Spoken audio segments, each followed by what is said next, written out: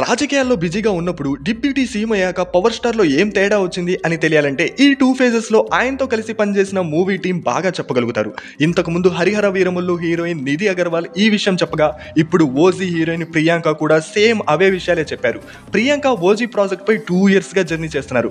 ఈ మూవీలో ఓజోస్ గంభీర జీవితాన్ని మలుపు తిప్పే కళ్యాణి క్యారెక్టర్లో ప్రియాంక కనిపిస్తున్నారంట.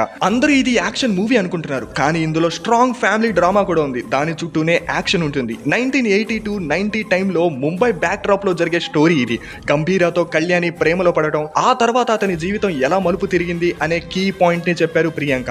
ఇంకా లాస్ట్ లో పవన్ సార్ ఎలక్షన్ గెలిచి డిప్యూటీ సీఎం అవ్వడానికి ముందు ఎలా ఉన్నారు, గెలిచాక ఎలా ఉన్నారు అని అడిగితే, గెలవక ముందు ఆయన సెట్ లో ఎప్పుడు ఏదో ఆలోచిస్తూ ఉండేవారని, పుస్తకాలు చదువుతూ కనిపించేవాళ్ళని, సెట్ కు వచ్చే పార్టీ మెంబర్స్ తో మాట్లాడేవారని చెప్పారు. గెలిచి డిప్యూటీ సీఎం అయిన తర్వాత చాలా హ్యాపీగా ఉన్నారని, ప్రశాంతంగా అండ్ మరింత బాధ్యతగా కనిపిస్తున్నారని, అప్పటితో పోలిస్తే ఇప్పుడు కొంచెం నవ్వుతున్నారని చెప్పింది ప్రియాంక. ఇంకా లాస్ట్ లో పవన్ సార్ సెట్ లో నేలపైనే లేదా మెట్లపైనే కూర్చోడానికి ఇష్టపడతారని చెప్పింది. ఆయన అలా కింద కూర్చుంటే నేను కూడా కిందే కూర్చునేదానని చెప్పారు.